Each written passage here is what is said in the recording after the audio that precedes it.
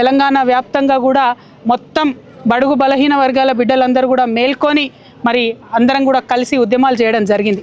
మీ అందరికీ తెలుసు, తెలంగాణ జాగృతి నుండి గత 13 ఏళ్ల కింద ఉమ్మడి ఆంధ్రప్రదేశ్లోనే అసెంబ్లీలో అంబేద్కర్ విగ్రహం పెట్టాలని అడిగినటువంటి సంస్థ జాగృతి సంస్థ.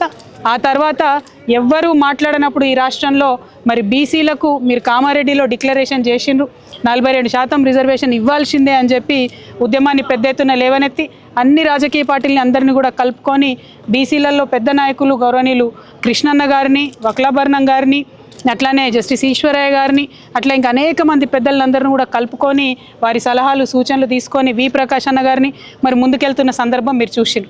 ఇవాళ జాగృతి సంస్థ చేసినటువంటి ఉద్యమాలు ఒక బలమైన ప్రతిపక్ష పార్టీగా బీఆర్ఎస్ పార్టీ గలమెత్తినటువంటి అంశాలు ఇవన్నీ చూసి భయపడి కాంగ్రెస్ పార్టీ బీసీలకు బిల్లు పెడతానని నిన్న చెప్పడం అన్నది మనందరికి కూడా గర్వకారణం. ఈ బీసీల బిల్లు అన్నటువంటిది తెలంగాణ బీసీ బిడ్డల విజయం అని చెప్పి నేను భావిస్తూ ఉన్నాను. కానీ ఒకటి గుర్తుపెట్టుకోవాలి, ఇది తొలి విజయం మాత్రమే. కాంగ్రెస్ పార్టీకి ఎప్పుడైనా మాట ఇచ్చి దోకా చేసేటటువంటి అలవాటు ఉంది.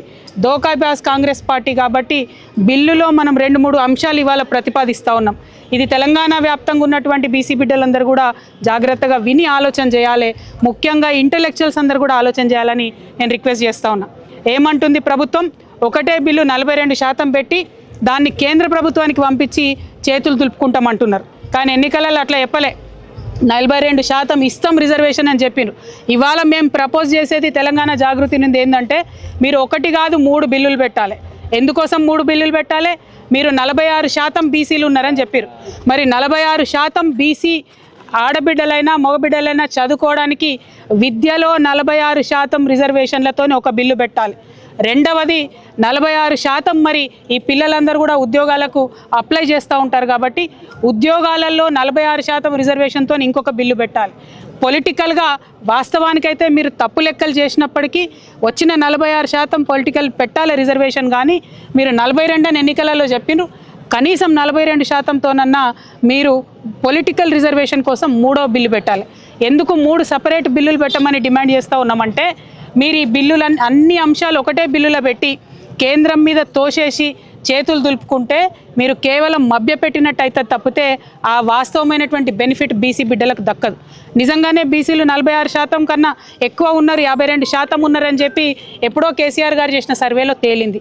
కానీ మీరు అది కాకుండా తప్పు లెక్కలు చేసి 46 అన్నారు. మరి 46% ఉంటే 46% మందికి విద్యలో అయితే రిజర్వేషన్ ఉండాలి కదా.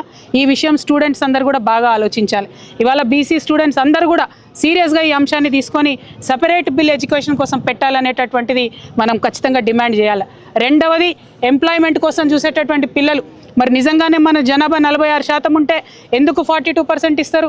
46 ఉంటే 46 ఇవ్వాలని ఎంప్లాయ్మెంట్లో సపరేట్గా పెట్టాలని డిమాండ్ చేయాలి. ఇక మూడవది పొలిటికల్ రిజర్వేషన్ కాంగ్రెస్ పార్టీ చెప్పినట్టుగా 42% ఇవ్వాల్సినటువంటి అవసరం ఉంది. అయితే ఇందులో కూడా ఒకటే, మీరు ఇవాళ బిల్లు పెట్టి ఇమీడియట్గా నెక్స్ట్ డే నోటిఫికేషన్ ఇచ్చి మీరు ముందుకెళ్ళినట్టయితే ఎన్నికలలో అది సాధ్యపడుతుంది. కానీ మీరు ఇవాళ బిల్లు పెట్టి వీళ్ళు కోర్టుకు వెళ్ళేటటువంటి అవకాశాలు ఇచ్చి ఆ చేతులు తులుపుకునే ప్రయత్నం చేస్తున్నారని నిర్దుష్టమైనటువంటి సమాచారం మా దగ్గర వస్తున్నది. కాబట్టి అలా కాకుండా మీరు పెట్టేటటువంటి బిల్లు సరిగ్గా తేలేటట్టుగా, మీరు పెట్టేటటువంటి బిల్లు బీసీలకు బెనిఫిట్ ఇచ్చేటట్టుగా, అన్ని కోర్టు పరీక్షలు పాస్ అయ్యేటట్టుగా, కేంద్ర ప్రభుత్వం మీద ఒత్తిడి తీసుకొచ్చే విధంగా, బెనిఫిట్ వచ్చే విధంగా ఉండాలని చెప్పి మేము డిమాండ్ చేస్తూ ఉన్నాం.